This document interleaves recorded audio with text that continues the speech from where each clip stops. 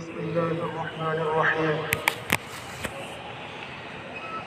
واسأل من أرسلنا من قبلك من رسلنا أجعلنا من دون الرحمن آلهة يعبدون ولقد أرسلنا موسى بآياتنا إلى فرعون وملئه فقال إني رسول رب العالمين فلما جاءهم بآياتنا إذا هم منها يضحكون وما نريهم من آية إلا هي أكبر من أختها فأخذناهم بالعذاب لعلهم يرجعون صدق الله العلي العظيم শ্রদ্ধেয় সম্মানিত মুসল্লিয়ানি কিরামগণ, আমরা পবিত্র কালামুল্লাহ শরীফের 25 নম্বর পারার সূরা আয-যুখরুফের 45 নম্বর আয়াত থেকে আমরা তেলাওয়াত শুনলাম।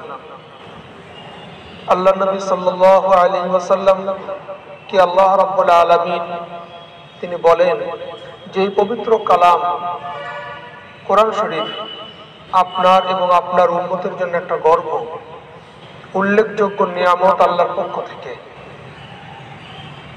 এরপরেও আমরা সাধারণত সূরা যুখরুফের শুরু থেকে বলি যে রাব্বুল আলামিন কিতাবুল্লাহর কথা বললেন, রাসূলের কথা বললেন এবং তিনি আল্লাহ, তার উলুহিয়াত আল্লাহর কথা তিনি বললেন।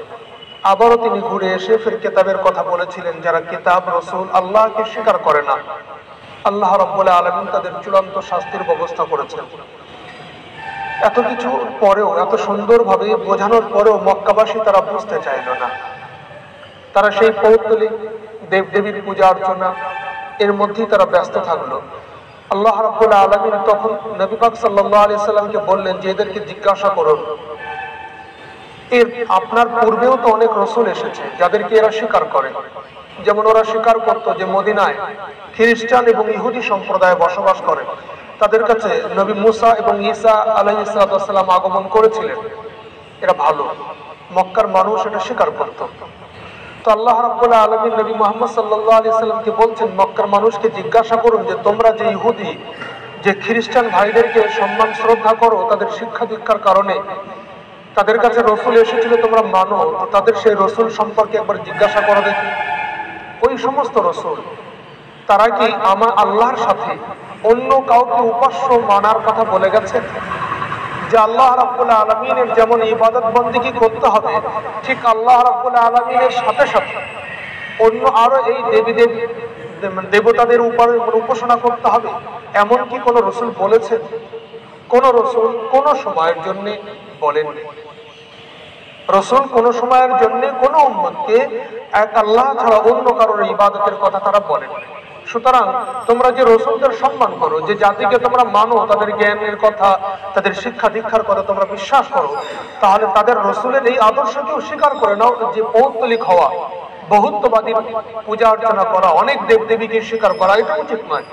ওয়াসআল মান আরসালনা মিন ক্বাবলিকা মির রাসূলিনা, আপনি ওদের বলুন যে জিজ্ঞাসা করুন সেই সমস্ত রসুল সম্পর্কে, মিন ক্বাবলিকা আপনার পূর্বে যারা এসেছিলেন যে সমস্ত রসুল তাদের। আল্লাহ রাব্বুল আলামিন এখানে মূলত নবী আকরাম সাল্লাল্লাহু আলাইহি সাল্লামকে সম্বোধন করে এক বচনের শব্দ নিয়ে এসেছেন ওয়াসআল, কিন্তু উদ্দেশ্য হলো কাফের সম্প্রদায় মক্কাবাসীদের জিজ্ঞাসা করা। আজআলনা মিন দুনির রহমান আলিহা, আজআলনা আমি কি করে দিয়েছিলাম, বানিয়েছিলাম, বলেছিলাম, মিন দুনির রহমান, রহমান ব্যতিরেকে আল্লাহ ছাড়া অন্য কোন আলিহা, কোন উপাস্য, কোন মাবুদ আমি কি তাদের জন্য রেখেছিলাম? ইউবাদুন, যার ইবাদত করা যায়, যার উপাসনা করা যায়, রাখি নাই আমি। কোন কোন মুফাসসিরিন বলছেন যে রব্বুল আলামিন যেহেতু এখানে এক বচনের শব্দ নবী মুহাম্মদ সাল্লাল্লাহু আলাইহি সাল্লামকে উদ্দেশ্য করে নিয়ে এসেছেন যে হে মুহাম্মদ আপনি জিজ্ঞাসা করুন। কাকে জিজ্ঞাসা করেন? রসুলদের। তো রসুল তো অতিবাহিত হয়ে গেছে, তারা তো অতীতে, তাদেরকে জিজ্ঞাসা করবেন কি করে? কিছু মুফাসসিরিন তারা বলছেন এখানে রসুল বলতে রসুলের অনুসারী যারা অবশিষ্ট রয়েছেন পৃথিবীতে তাদেরকে। যেমন মুসা নবীর অনুসারী যারা ইহুদি ভাই তারা, ঈসা নবীর অনুসারী যারা খ্রিস্টান ভাই তারা, এই ধরনের যে সমস্ত নবীদের অনুসারীগণ এখনো অবশিষ্ট আছেন পৃথিবীতে তাদেরকে জিজ্ঞাসা করুন।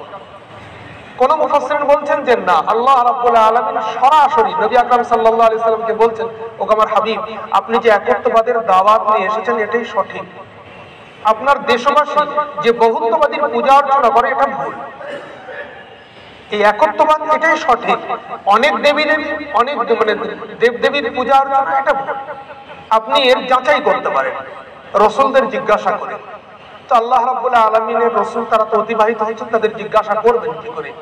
এই সুযোগ দেওয়ার জন্য রব্বুল আলামিন মেরাজের রাত্রে নবী আকরাম সাল্লাল্লাহু আলাইহি ওয়াসাল্লামকে শবে মেরাজে বাইতুল মাকদিসের কাছে তিনি সমস্ত নবীদের আত্মাকে একত্রিত করলেন। সেখানে নবী আকরাম সাল্লাল্লাহু আলাইহি ওয়াসাল্লাম সমস্ত নবীদের নিয়ে 2 রাকাত নামাজ আদায় করলেন। সেই নামাজের ইমাম ছিলেন স্বয়ং নবী মুহাম্মদ মুস্তাফা সাল্লাল্লাহু আলাইহি ওয়াসাল্লাম। এই জন্য আমার নবীকে বলা হয় তিনি ইমামুল আম্বিয়া, আম্বিয়াদের ইমাম। নবী আকরাম সাল্লাল্লাহু আলাইহি ওয়াসাল্লাম বাইতুল মাকদিসের যে কাছে যেখানে তিনি নামাজ পড়িয়েছিলেন তার একটু পাশ থেকে একটা সুগন্ধ আসছিল। এই ঘটনা হয়তো শুনিয়েছি আপনাদের। তার পাশ থেকে নবীর একটা সুগন্ধ লাগছিল। আল্লাহ নবী সেই সুগন্ধ পাচ্ছিলেন। সব সুগন্ধ সবাই অনুভব করেন এটা ঠিক নয়। অনেক সময় আমরা দেখি আমরা কিছুই অনুভব করতে পারছি না, কিছু মানুষ তারা অনুভব করেন। তো এটা রুহানি, এটা আধ্যাত্মিকতা। তো আল্লাহ রাব্বুল আলামিনের হাবিব সাল্লাল্লাহু আলাইহি সাল্লাম মিরাজ রাতে জিবরাইলকে জিজ্ঞাসা করেন, হে জিবরাইল বলো তো এই এত সুন্দর মনোমুগ্ধ মানে মাতানো সুগন্ধ এটা কিসের? জিবরাইল বলেন, হুজুর এখানে একটা কবর আছে, সেই কবর থেকে এই সুগন্ধ হচ্ছে। কার কবর? না 3 জন সন্তান আর একজন মা।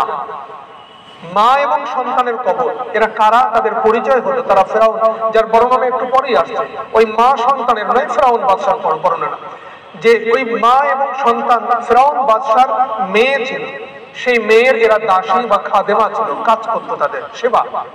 তো একদিন ফেরাউন, তিনি মুসলমান ছিলেন, পাক্কা এবং সচ্চা আল্লাহ বিশ্বাসী, এক আল্লাহকে তিনি স্বীকার করতেন।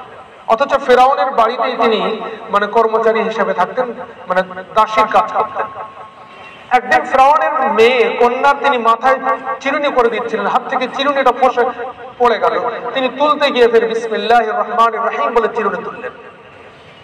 ফেরাউনের কন্যা মেয়ে এসে জিজ্ঞাসা করলে, হে দাসী বলো এই রহমান রহিম বলতে কাকে উদ্দেশ্য করছো? আমার আব্বা ফেরাউনকে?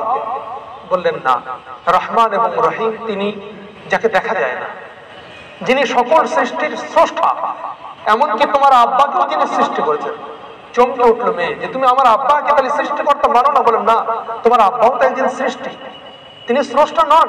তিনি একসময় ছিলেন না, যখন তোমার দাদু ছিলেন তখন তোমার আব্বা ছিলেন না। মেয়ে গিয়ে তার আব্বাকে ফেরাও বাদশাকে এই কথা লাগিয়ে দিল। ফেরাও বাদশাহ শাস্তির ব্যবস্থা অনেক বোঝানোর পরও যখন তিনি তার দাবি থেকে ফিরে আসলেন না, অনেক বোঝানোর পরও একটা শাস্তির ব্যবস্থা হলো কি, জ্বলন্ত আগুনের উপরে তেলের টকবগি পড়া রাখা হলো। সেই 3 সন্তান সহ মাকে দাঁড় করানো হলো।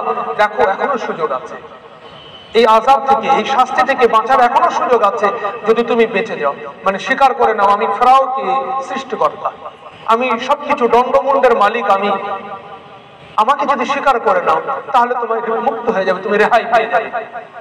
সেই মহিলা আল্লাহ তার কবরকে আরো নূর দিয়ে ভরে দেন। আমরা পুরুষ হয়েও গর্ব করি, জানি না আমাদের ঈমান তার মতো আছে কিনা। নিশ্চয়ই আছে কোনো ঈমানদারদের ঈমান, নচেত এই পৃথিবী থাকতো না। তো আল্লাহ রাব্বুল আলামিন আমাদেরকে এর থেকে জ্ঞান নেওয়ার তৌফিক দান করুন। এই যুগে আমরা বাস করছি কোথায়? এমন এক যুগে আমরা বাস করছি মাত্র রেশন কার্ড দেওয়ার মানে অফার দেওয়া হয় মুসলমানকে, মুসলমান ধর্ম ত্যাগ করে নেয়, যে তোমার রেশন কার্ড গুলো করে দেওয়া হবে, তোমাকে একটু অমুক কিছু দেওয়া হবে, সে ধর্ম পরিবর্তন করছে।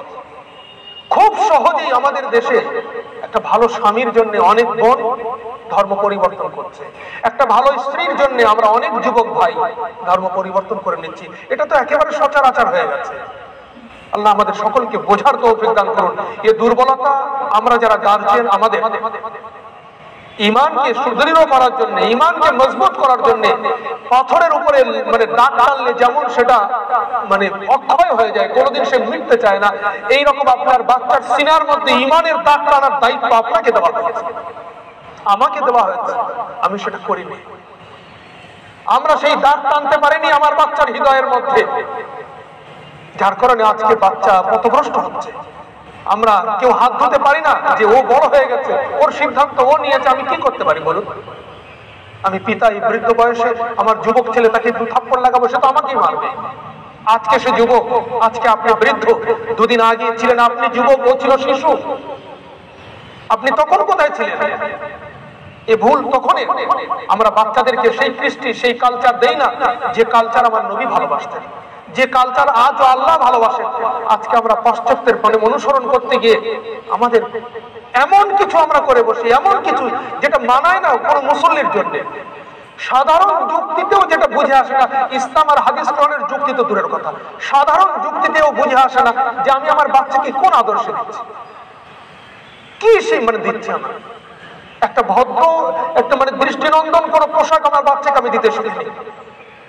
আমার ছেলে সন্তান, আমার মেয়ে সন্তান, দুজনকে আমি পয়সা খরচা করে মানে কিনে আনছি, কিন্তু একটা সত্যি মানে ওই আধুনিকতার সাথে তাল মেলানোর কথাটা বাদ দেন, দিয়ে এমনি ভালো দৃষ্টিনন্দন দেখতে ভালো লাগবে একটা এরকম জামাকে আমরা দিয়েছি আমার বাচ্চা মেয়েটাকে, তাকে দিচ্ছি এমন একটা প্যান্ট ছোট্ট একটুখানি কিছুই দেখা যায় মানে ঢাকাই যায় না, পুরো সবকিছু উলঙ্গ, কি আমরা দেই তাকে। তো আল্লাহ রাব্বুল আলামিন আমাদের বোঝার তৌফিক দান করুন। সেই মহিলা, তিনি একজন মহিলা, বাচ্চাদের নিয়ে দাঁড়িয়েছেন। ফিরআউন বললেন ফিরে আসো, সময় আছে। তিনি ফিরলেন না, যে আমার আল্লাহ এক, অদ্বিতীয়, তার সাথে আমি তুমি সৃষ্টিকে শরীক করতে পারি না। তুমি বাদশা, তুমি আমার মনি, তুমি আমাকে মানে আমার দুনিয়ার প্রয়োজন তোমার মাধ্যমে আল্লাহ পূরণ করেন ঠিকই, কিন্তু তুমি বাদশা আল্লাহ নয়, তুমি বাদশা রাজা। একটা বাচ্চাকে ধরে জ্বলন্ত আগুনের সেই কড়ায় ফেলে দেওয়া হলো, চোখের মিনিশে সে একেবারে হাড়কোড় তার দাম। পড়লে যে মানুষ কেমন হয় আমরা তো দেখেছি। এই মাত্র 2-4 দিন আগে কটকপুকুরে 3টে লাশ দেখেছি আমরা। আল্লাহ তাদেরকে মাগফিরাত করে দেন, তাদের জান্নাত নসিব করুন।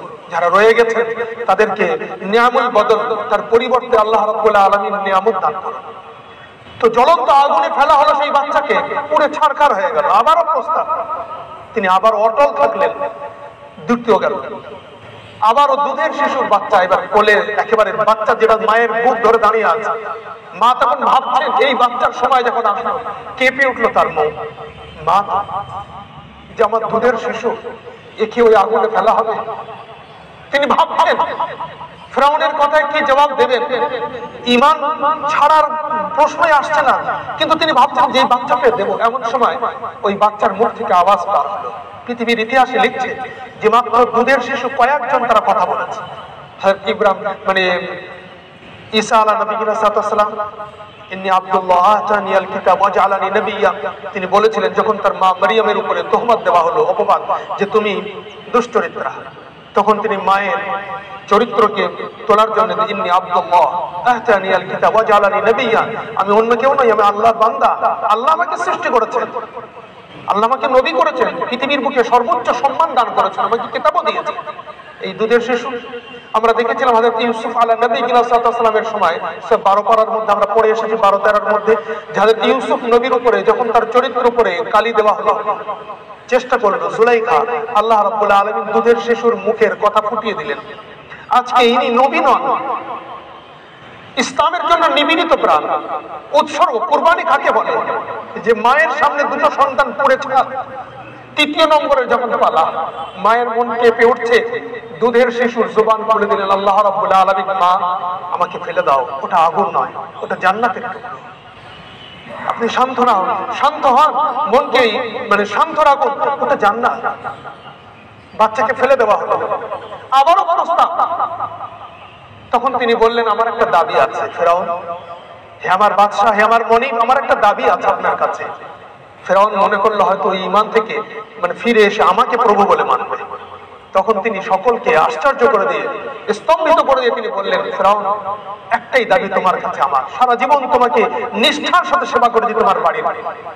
দাবি হলো এই, আমার এই 3টে বাচ্চা আর আমার হাড়গুলো নিয়ে এক জায়গায় দাফন করে দিও। দিয়ে তিনি নিজেই ঝাঁপিয়ে পড়লেন তেলের উপরে। সেই মা এবং সন্তানের দাফন ফিরআউন বাদশা জালিমের হওয়ার পরেও এক জায়গায় কি দাফন করেছিল, সেই কবর থেকে সুগন্ধ ওঠে। ঈমানের পথে পরীক্ষা তো আসবেই, কখনো এনআরসির ভয় থাকবে, কখনো অন্য কিছু সুবিধা ছেড়ে দেওয়ার ভয় থাকবে, কখনো ব্যবসা বাণিজ্য মন্দার দিকে আসার ভয় থাকবে, সব ভয় থাকবে। তাই বলে ঈমান বিসর্জন, ঈমান ছেড়ে দেবো আমরা? এই ঈমান মজবুত অবশ্যই ছেড়ে যাবে। আমরা যেভাবে চলছি বর্তমানে, যদি এইভাবেই চলি, ভয় আসে যে দুদিন পরে আমার বাচ্চা ঈমান রাখতে পারবে কিনা, সন্দেহ লাগে। আল্লাহ রাব্বুল আলামিন সঠিকভাবে আমাদের বাচ্চাগুলোকে লালন পালন করার তৌফিক দান করুন এবং আমরাও সেই ঈমানের পথে আসি যে ঈমান আল্লাহ পছন্দ করেন।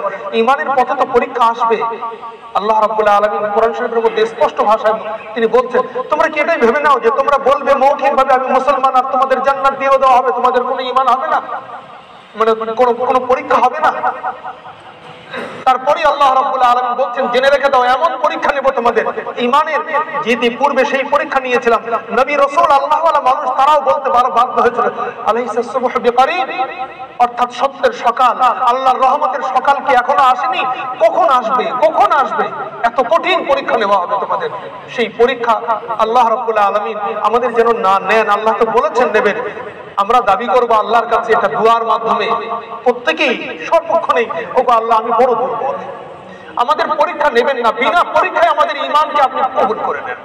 তারপরেও আমরা চেষ্টা করব যে আমাদের বাচ্চাদের হৃদয়ের মধ্যে সেই ঈমান দেওয়ার যে ঈমান নবী মুহাম্মদ মুস্তাফা সাল্লাল্লাহু আলাইহি সাল্লাম হাসান এবং হুসাইনের কলিজার মধ্যে গেঁথে দিয়েছিলেন, যে চতুর্দিক থেকে তরবারি নিয়ে সীমার ঘিরে ধরেছিলেন কারবালার প্রান্তরে। চতুর্দিক থেকে একে একে 19টা লাশ পড়ে গেছে, লাইন দিয়ে কাতার দিয়ে শোয়ানো রয়েছে। এমত অবস্থা হযরত হুসাইন রাদিয়াল্লাহু তাআলা বার্তা পাঠালেন সীমারের কাছে যে সীমার দাঁড়াও, তোমার কাছে একটা চুক্তি আছে, কথা আছে। সীমারও সেদিন ভেবেছিল, যেমন এই ফেরাউন ভেবেছিল যে ওই ভদ্র মহিলা আল্লাহর বান্দি আমাদের মন যে হয়তো সে ঈমান ছেড়ে দেবে। সীমারও সেদিন ভেবেছিল হয়তো হুসাইন আত্মসমর্পণ করবে। হযরত হুসাইন রাদিয়াল্লাহু তাআলা প্রস্তাব পাঠালেন, সীমার তুমিও মুসলমান, আমিও মুসলমান। দেখো সূর্য মানে মাথার উপর থেকে অনেক দূর ঢলে গেছে, জোহরের ওয়াক্ত শেষ হতে চলেছে, আসরের সময় আগত, এসো তোমার উপরেও জোহর ফরজ, আমার উপরেও জোহর ফরজ, জোহর আমরা পড়ে নেই। সীমার বলল তোমার জোহর হয় না, তুমি বাদশার খেলাফ, তুমি বাগী, তুমি বিদ্রোহী, তোমার নামাজ নেই। হযরত হুসাইন রাদিয়াল্লাহু তাআলা বললেন, ঠিক আছে দেখি তোমার নামাজ তোমার সাথে, আমার নামাজ আমার সাথে। এই বলে তিনি ঘোড়া থেকে নামলেন, অস্ত্র পাশে রেখে নামাজে দাঁড়িয়ে গেলেন। এতগুলো তরবারির মাঝখানে 19টা নিজের আত্মীয় স্বজনের লাশকে সামনে রেখে যে মানুষ নামাজ পড়তে পারে তার ঈমান কেমন? আজকে আমার পেটের যন্ত্রণা, আমার বাচ্চার একটু পেটের ব্যথা, আমি নামাজ ছেড়ে দেই অবলীলায়। শত্রু কিছুই নেই, কেবল ভয় একটা, আমরা নামাজ ছেড়ে দেই অবলীলায়, নামাজই পড়ি না। আমরা জামাত তো দূরের কথা, মসজিদ তো দূরের কথা, বাড়ি থেকেও নামাজ পড়ি না। সেই ঈমান তৈরি করতে হবে। আমরা তো মুহররম অনেক স্মরণ করি, হুসাইন রাদিয়াল্লাহু তাআলার জীবনে আমরা অনেক চর্চা করি, করতে হবে, কিন্তু এইগুলো এইভাবেই আলোচনা করুন। আর এর উপরেই নিজেকে যে এতগুলো তরবারি ছায়ায় দাঁড়িয়ে রয়েছেন যিনি, এতগুলো নিজের আত্মীয় স্বজনের লাশ যেখানে তাদের শরীর থেকে এখনো রক্তের স্রোত বয়ে চলেছে, সেই মানুষ শান্তভাবে নামাজে দাঁড়াননি। কি ঈমান ছিল তার, আল্লাহর সাথে কি সম্পর্ক তার? আল্লাহ আমাদের সেই ঈমান দেওয়ার তৌফিক দান করুন। তো রব্বুল আলামিন আল্লাহ নবী সাল্লাল্লাহু আলাইহি সাল্লামকে বলছেন, ওয়াসআল মান আরসালনা, ও আমার হাবিব যাদেরকে আমি নবী করে পাঠিয়েছিলাম তাদেরকে জিজ্ঞাসা করুন। আল্লাহ নবী সাল্লাল্লাহু আলাইহি সাল্লাম ওই কবরের একটু পাশেই বসে তিনি কি করলেন, ওযু করলেন। ওযু করার পরে তারপরে 2 রাকাত নামাজ পড়েছিলেন। সেই নামাজে সমস্ত নবী এবং রাসূলদের ইমাম হয়েছিলেন, তিনি ইমামুল আম্বিয়া। কিন্তু আল্লাহ নবী সাল্লাল্লাহু আলাইহি সাল্লাম কাউকে জিজ্ঞাসা করেননি, কোনো বর্ণনায় আসেনি যে আল্লাহ নবী অন্য নবীদের জিজ্ঞাসা করেছেন যে হে আমার ভাই তোমরা বলো কি আল্লাহ কি আল্লাহর সাথে অন্য কাউকে শরীক করার আদেশ? মোটেই জিজ্ঞাসা করেনি। কেন জিজ্ঞাসা করবেন? যেমন আমরা দুপুরবেলা এই সময় কেউ কাউকে কি কোনোদিন জিজ্ঞাসা করেছে ভাই সূর্য উঠেছে? যেমন এরকম প্রখর রৌদ্র, একেবারে মানে পিঠে চিরচির করে মানে একটা তাপ লাগে, সেই রৌদ্রে দাঁড়িয়ে কি আমরা কেউ কোনোদিন কাউকে জিজ্ঞাসা করেছি ভাই সূর্য উঠেছে? বৃষ্টিতে যখন একেবারে আপাদমস্তক ভিজে গেছি তখন কি কেউ আমরা সেই ভিজন্ত অবস্থায় জিজ্ঞাসা করি কাউকে পানি পড়ছে, বৃষ্টি এসেছে কি, মেঘ হয়েছে? আমরা করি না। কারণ এটা এই সূর্যের আলো যত না শক্তি তার থেকে আরো বেশি আল্লাহ এক এবং অদ্বিতীয়, শরীক করা যায় না। এই জন্য আমার নবী তিনি জিজ্ঞাসা করেননি। এটা তো কেবল কাফেরদের চুপ করানোর জন্য, যে সমস্ত নবী এবং রাসূল যখন এক এবং একত্ববাদের কথা বলে গেছেন, এক আল্লাহর কথা, ওগো কুরাইশ তোমরা সেই এক আল্লাহকে স্বীকার করে নাও। আল্লাহ রাব্বুল আলামিন তার পরের আয়াতের মধ্যে নিয়ে আসছেন, ওয়ালাকাদ আরসালনা মূসা বিআয়াতিনা ইলা ফিরআউনা ওয়া মালাইহি ফাকালা ইন্নী রাসূল রাব্বিল আলামিন। আল্লাহ সঙ্গে সঙ্গে রাসূলদের কথা একেধারে বেশ কয়েকজন রাসূলের কথা এখানে নিয়ে আসবেন, নবী মূসা, নবী ঈসা, আরো কয়েকজন নবীর কথা। যে দেখো ইতিপূর্বে মক্কার মানুষ আল্লাহ রাব্বুল আলামিন অনেক নবী 1 লক্ষ 2 লক্ষ, তার মধ্যে মূসা এবং ঈসা আলাইহিস সালামের কথা নিয়ে আসছেন। কেন নিয়ে আসছেন? আরব জগতের মানুষ তারা বিশেষত নবী আকরাম সাল্লাল্লাহু আলাইহি সাল্লাম যখন এসেছিলেন তখন তারা এই দুজন নবীর সাথেই পরিচিত। কারণ মদিনা শরীফের মধ্যে, মক্কায় তো কোনো আহলে কিতাব থাকতেন না, মদিনায় আহলে কিতাব মানে যাদের কাছে কিতাব দেওয়া হয়েছিল, যে নবীদের উপরে তারা বসবাস করতেন, তারা দুটোই সম্প্রদায়, বনু কুরাইজা বনু নজির। এক হলো মানে দুটো সম্প্রদায় আরো ছিল, ধর্মমত হিসেবে দুজন, ইহুদি আর খ্রিস্টান, বনু কুরাইজা বনু নজির বনু কাইনুকাইরা সবাই ছিল, কিন্তু ধর্মীয় ভাবে তারা দুটো মতদর্শের মানুষ। এক হলো খ্রিস্টান মতদর্শের মানুষ যারা হযরত ঈসা আলাইহিস সালামকে মানে, আর এক হলো ইহুদি সম্প্রদায় যারা হযরত মুসা আলাইহিস সালামকে মানে। এই জন্য হযরত মুসার কথা আল্লাহ রাব্বুল আলামিন সর্বপ্রথম নিয়ে আসছেন, দেখো আমি ইতিপূর্বে মুসাকে প্রেরণ করেছিলাম আলাইহিস সালাম, কি দিয়ে? বিআয়াতিনা, আমার নিদর্শন দিয়ে। কোথায় পাঠিয়েছিলাম? ইলা ফিরাউন, ফারাও বাদশার কাছে, অমালাইহি এবং তার পরিষদের কাছে, মন্ত্রী আমলাদের কাছে। ফাকাল, তিনি কি বলেছিলেন? ইন্নী রাসূল রাব্বিল আলামিন, অবশ্যই আমি প্রেরিত দূত। কার পক্ষ থেকে? যিনি বিশ্ব নিয়ন্তা, এক এবং অদ্বিতীয়। যেমন আমরা প্রত্যেক নামাজে পড়ি আলহামদুলিল্লাহি রাব্বিল আলামিন, সেদিন মুসা নবীও বলেছিলেন ইন্নী রাসূল রাব্বিল আলামিন, আমি এক অদ্বিতীয় বিশ্ব নিয়ন্তা যিনি, সেই এক আল্লাহর পক্ষ থেকে আমি প্রেরিত দূত। এই কথার মধ্যে আল্লাহ রাব্বুল আলামিন মক্কাবাসীদের বহুতলি কথার খণ্ডন তিনি করছেন, যে দেখো তোমার নবী মুহাম্মদ মুস্তাফা সাল্লাল্লাহু আলাইহি সাল্লাম যেমন তিনি সমস্ত জগতের মালিক এক রহমান এবং রহিমের প্রশংসা গুণকীর্তন করেন, ঠিক ইতিপূর্বের নবী হযরত মুসা আলাইহিস সালাম তিনি এসে ওই বার্তা দিয়েছিলেন ইন্নী রাসূল মির রাব্বিল আলামিন, আমি এক এবং অদ্বিতীয় বিশ্ব নিয়ন্তার পক্ষ থেকে আমি এসেছি। সুতরাং বিশ্ব নিয়ন্তা তিনি এক এবং অদ্বিতীয়, বহুতলি কথার, অনেকগুলি মাবুদ হওয়ার, অনেক দেবদেবী হওয়ার কোনো প্রশ্নই আসে না। ফালাম্মা জাআহুম বিআয়াতিনা ইযা হুম মিনহা ইয়াজহাকুন, যখন হযরত মুসা আলাইহিস সালাম ফিরাউনের দরবারে তিনি তার নিদর্শন, মুজিজা, অলৌকিক মিরাকেল নিয়ে এসেছিলেন, ফিরাউন বাদশা কোনো চিন্তা ভাবনা না করেই অট্টহাস্য করে উঠেছিল, তামাশা করতে লেগেছিল। ফালাম্মা জাআহুম, যখন তিনি আসলেন বিআয়াতিনা, আমার আয়াত, আমার নিদর্শন নিয়ে, ইযা হুম, তখনই মিনহা ইয়াজহাকুন, সে তখন তামাশা করলো, হাসি ঠাট্টা করলো। আল্লাহ রাব্বুল আলামিন বলছেন ফিরাউন বাদশাকে, আমি একটা নিদর্শন দেখাইনি আমার নবী মুসার মাধ্যমে, অনেকগুলো নিদর্শন দিয়েছিলাম তাকে, আর এক একটা নিদর্শন পূর্বের থেকে অনেক বড় বড় হতো। আল্লাহ এই নিদর্শনগুলো একটা আযাব, একটা শাস্তির মাধ্যমে তিনি দিয়েছিলেন। এই শাস্তির মাধ্যমে তাদেরকে অনেকগুলো নিদর্শন, এইরকম নিদর্শন আল্লাহ 7খানা নিদর্শন দিয়েছিলেন, আর দুটো, মোট 9টা নিদর্শন আল্লাহ হযরত মুসাকে দিয়েছিলেন ফিরাউন বাদশাকে দেখানোর জন্য বা তৎকালীন মানুষদের দেখানোর জন্য। তার মধ্যে 7টি হলো শাস্তি, সম্মিলিত শাস্তির সাথে জড়িত, আর দুটো বিনা শাস্তির। যেমন 1 নম্বর হলো হাতের লাঠি, 2 নম্বর হলো হাতের তালু, এর মধ্যে কোনো শাস্তি নেই, কোনো কষ্ট নেই, কিন্তু বাকিগুলোর মধ্যে সব কষ্ট। তো আল্লাহ রাব্বুল আলামিন বলছেন আমি তাদেরকে প্রথমে একটু কষ্ট দিলাম, আযাব দিলাম আমার নিদর্শন সহ, যাতে তারা ফিরে আসে। আবার যখন আবারও একটা দিলাম কিছু পরে, যাতে তারা ফিরে আসে, আবারও একটা, এইভাবে এক এক করে 7টি আমি তাদেরকে দিলাম। আমা নুরিহিম মিন আয়াতিনা, তাদেরকে আমি দেখাইনি কোনো নিদর্শন, ইল্লা হিয়া আকবার মিন উখতিহা, কিন্তু যেটা দেখাতাম সেটা বড় তার পূর্বের থেকে। আগে যেটা দেখিয়েছিলাম তার থেকে এটা আরো ভয়ানক, তার থেকে এটা আরো ভয়াবহ। এগুলো সব কেন দিয়েছিলাম? ওয়াখাযনাহুম বিল আযাব লাআল্লাহুম ইয়ারজিউন, আর তাদেরকে এই আযাবের মধ্যে পতিত করেছিলাম, শাস্তি দিয়েছিলাম। কেন? ছোট ছোট শাস্তি দিয়ে ধীরে ধীরে তাদেরকে শাস্তির মাত্রা বাড়াচ্ছিলাম, এই জন্য যাতে তারা অনুশোচনা করে, অনুতপ্ত হয়, অনুতপ্ত হয়ে তারা ওই অন্যায়কে ত্যাগ করে সত্যের পথে আসে, প্রত্যাবর্তন করে তারা, এই জন্য তাদেরকে সুযোগ দিয়েছিলাম। কিন্তু আফসোস, তারা ফিরে আসেনি, তারা চূড়ান্তভাবে নবীর সাথে বিয়াদবি করে এবং আল্লাহ রাব্বুল আলামিন তাদের সকলকে শরীর সমাধি করিয়ে দেন। তো আল্লাহ রাব্বুল আলামিন তাদেরকে শাস্তি দেন, কখনো দুর্ভিক্ষ, কখনো আল্লাহ রাব্বুল আলামিন দেন প্লাবন করে দেন। প্রথমে আসেন পঙ্গপাল, পঙ্গপাল এসে তাদের ফসল এবং গাছপালা কিছু খেয়ে নেয়, ফসলের ক্ষতি হয়। তারপরে আসে তাদের দুর্ভিক্ষ, আসে আরো বড়। মুসা নবী আলাইহিস সালামের কাছে ফিরাউন তার দূত মারফত ডেকে পাঠালেন, হে মুসা, এক কাজ করো, তুমি তোমার আল্লাহ যিনি তোমাকে প্রেরণ করেছেন, পাঠিয়েছেন রাসূল করে, তার কাছে একটু ফরিয়াদ করো।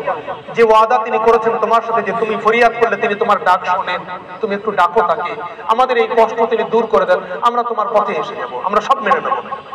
হযরত মুসা নবী আলাইহিস সালাম তিনি আল্লাহর উপর ভরসা রেখে সিজদায় গিয়ে তিনি আল্লাহর কাছে দোয়া চাইলেন। পঙ্গপাল শেষ হয়ে গেল।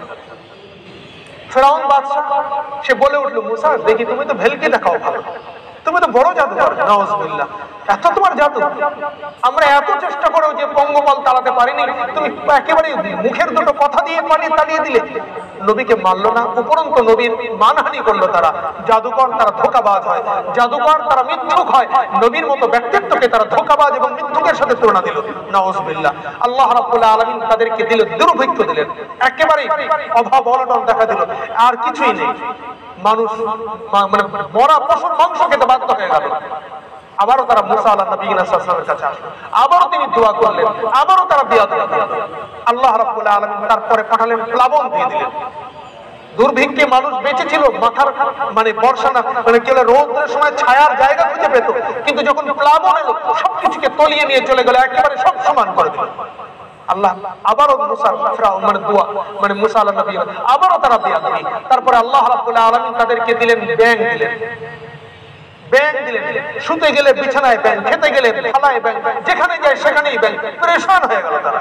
আবারও মুসা নবী স্মরণ, আবারও মুসা দোয়া করলেন, আবারও তারা বিয়াদবি। তারপরে আল্লাহ রাব্বুল আলামিন দিয়ে দিলেন তাদেরকে রক্ত, পানির গ্লাস একেবারে স্বচ্ছ, পিউরিফাই পানি যত না পরিষ্কার তার থেকে বেশি পরিষ্কার, কিন্তু যেমনই সেই গ্লাস ধরে ঠোঁটের খাতে কেবল দোয়া আমলের পার্থক্য হয়ে যায়, দেখা যায় পুরো গ্লাস রক্ত হয়ে যায়, পানি তারা পান করতে পারে না, পিপাসায় কাতর হয়ে যায়, ছটফট করতে থাকে, রক্ত পান করবো কি করে।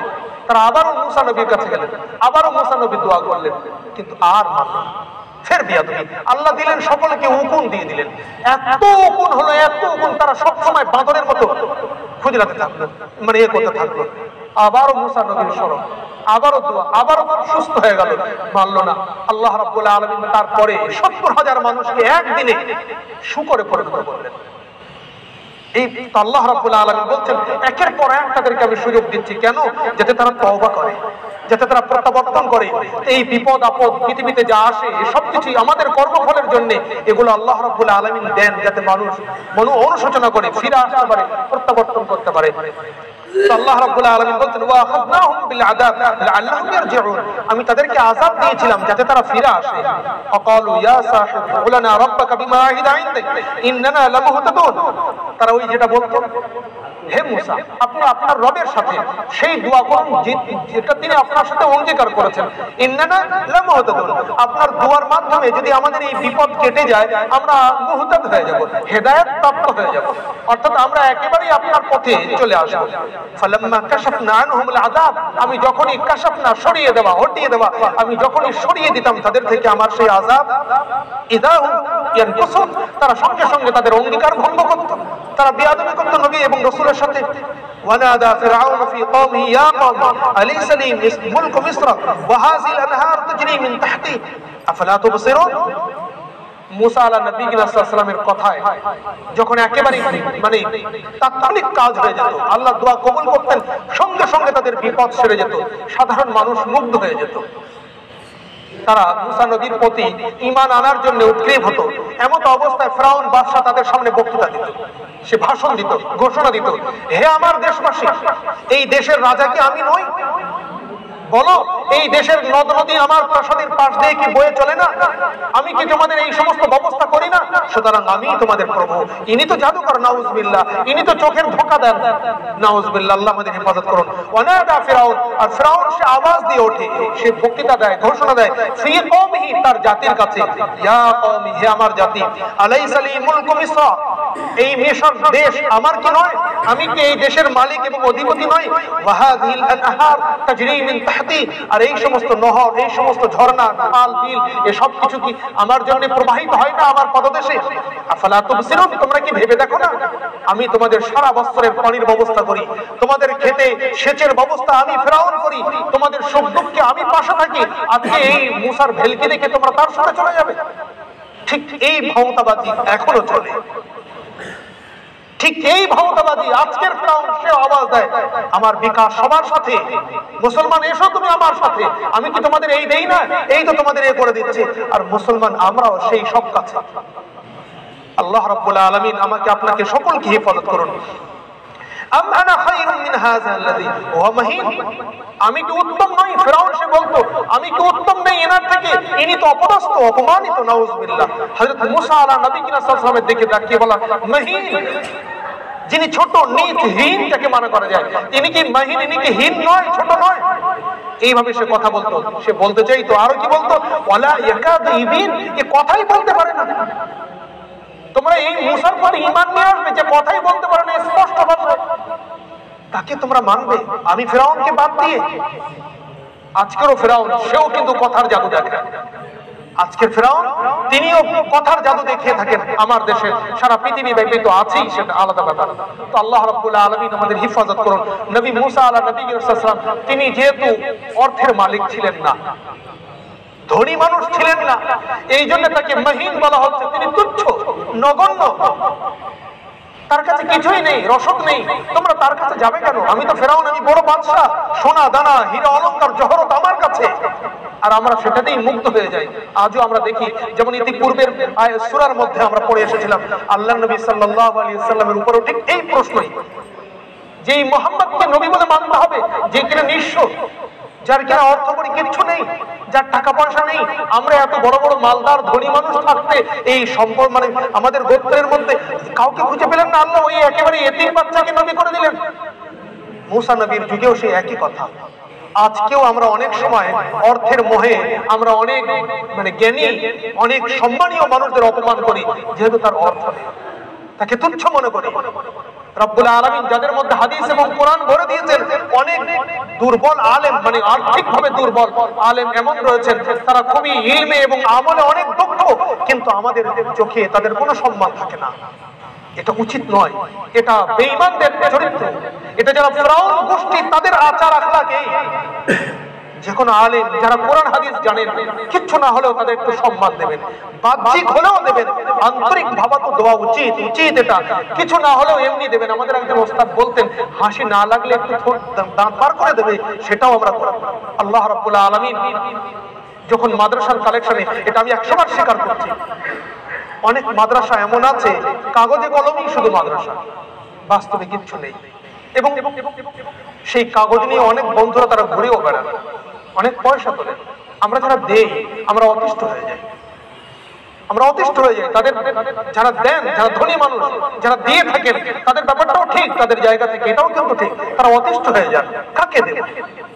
দেখতে পাচ্ছি অন্যায়, কিন্তু তারপরে এসে দাঁড়িয়ে রয়েছে। সেই এক দুজনের জন্য সকলেই মার খায়। এমন অবস্থায় আমাদের করণীয়, বসাবো যিনি আলেমের ড্রেসে আসছেন, অনেক সময় দেখবো তিনি আলেম নন, এমনি হয়তো জামাটা আলখাল্লা পরে নিয়েছেন, তিনি একটা বড় আলেম, আলখাল্লার মধ্যে তিনি আলেম, বাস্তবে তিনি আলেম নন, কিন্তু এসেছেন আমার দোকানে। সেই আলেম আর আসল আলেমে আমি পার্থক্য করতে পারছি না। বসান, একটু ঠান্ডা এক গ্লাস পানি দিয়ে দেন, দিয়ে মাপ চেনেন, ভাই দেবার মতো নেই, বিদায় করুন না। একটা ব্যবস্থা রাখুন বসার। মানুষ এলে আপনার সামনে একটা সাধারণ লৌকিকতার যেটা, সেটাই করুন, দিয়ে বলেন, ভাই দিতে পারছি না, মাফ করবেন, আমার দেওয়ার মতো নেই। অথচ আপনার কাছে যাকাতের পয়সা রয়েছে, এটা মিথ্যা নয়। যেমন নবী ইব্রাহিম আলাইহিস সালাম সেদিন যখন তার জাতি তাকে বললে, ইব্রাহিম চলো, ওই মেলা হচ্ছে, সবাই মিলে আমরা যাই। হযরত ইব্রাহিম আলাইহিস সালাম বলেছিলেন, ইন্নী সাকিম, আমি অসুস্থ, আমি যেতে পারবো না, আমি অসুস্থ, আমি তোমাদের সাথে যেতে পারবো না। তারা ভেবেছিল ইব্রাহিমের পেটে ব্যথা, পায়ে ব্যথা, তিনি হাঁটতে পারবেন না, যেতে পারবেন না। এটা নয়, ইব্রাহিম নবী মানসিকভাবে অসুস্থ ছিলেন, শারীরিকভাবে সুস্থ। তিনি মানসিকভাবে অসুস্থ ছিলেন যে আল্লাহর এতগুলো বান্দা, সে আল্লাহ রাব্বুল আলামিনের এত অফুরন্ত নিয়ামত তারা ভোগ করছে, আর রবের জন্য একটা সেজদা দেবে না, মাটির পুতুলকে সেজদা করবে? এটা মেনে নেওয়া যায়? মন তার পুরে পুরে খাচ্ছিল, তিনি মানসিকভাবে অসুস্থ ছিলেন, তাই তিনি বলেছিলেন আমি অসুস্থ।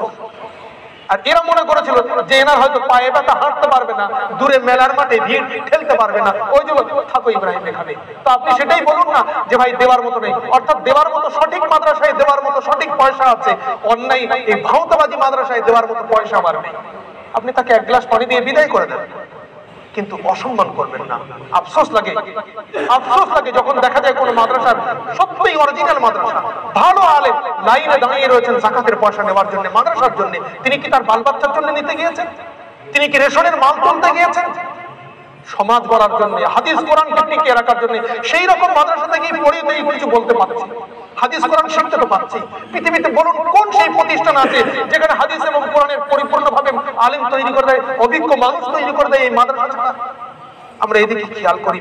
তো এই যারা অর্থের গরম দেখায়, যারা অর্থকে নিয়ে সবকিছু ভুলে যায়, এই চরিত্র নবী রসুলের নয়, এই চরিত্র সাহাবী ইমানদারের নয়, এই চরিত্র আমরা একটু আগে পড়ে এসেছি আবু জেহেলের, আর আজকে পড়ছি ফিরাউনের। ফিরাউন বাদশা সে নবী মুসাকে দেখে বলছে ইয়া মাহিন, ইনি দুর্বল, অর্থাৎ ইনি আর্থিকভাবে দুর্বল। হযরত মুসা শারীরিকভাবে বড় সক্ষম ছিলেন। মুসা নবীর সেই ঘটনা আমরা জানি যে সেই পথ দিয়ে আসছিলেন, সেই দুজন মহিলা ছিলেন পানি পান করানোর, কুয়ার মুখে বড় পাথর চাপানো, মানুষ সরাতে পারতো না, তিনি একাই ধরে সরিয়ে দিলেন। কত শক্তি! নবীদেরকে আল্লাহ জান্নাতি 40 জন পুরুষের শক্তি দিয়ে থাকেন, এত শক্তি, কিন্তু তাকে বলছে দুর্বল, মানে আর্থিকভাবে দুর্বল। আর তিনি কথা বলতে পারেন না, ওয়ালা ইয়াকাদু ইবিন, যে কথা বলতে পারে না তোমরা তাকে মানবে? এইভাবে মানে ফিরাউন সে তার মানুষদেরকে ভুলিয়ে নিজেদেরকে আকৃষ্ট করত। আল্লাহ রাব্বুল আলামিন এই সমস্ত কথাগুলোকে আমাদের শোনাচ্ছেন এই জন্যে যে আমরাও জানো কারো কথা, মিষ্টি মিষ্টি ভাষা, যারো চমক লাগানো যুক্তি দেখে আমরা যেন না ভুলে যাই, ঈমান না হারিয়ে ফেলি, নবীর তরিকা যেন না ছাড়ি। সিদ্ধান্ত নেওয়ার আগে আমরা নবী এবং রাসূল কি বলে, আল্লাহ এবং কোরআন কি বলে, ভেবে নিয়ে আমরা যেন সিদ্ধান্ত নেই আমাদের প্রতিটি কাজে, প্রতিটি ক্ষেত্রে। আল্লাহ সেই তৌফিক আমাকে এবং আপনাকে সকলকে দান করুন, আমিন।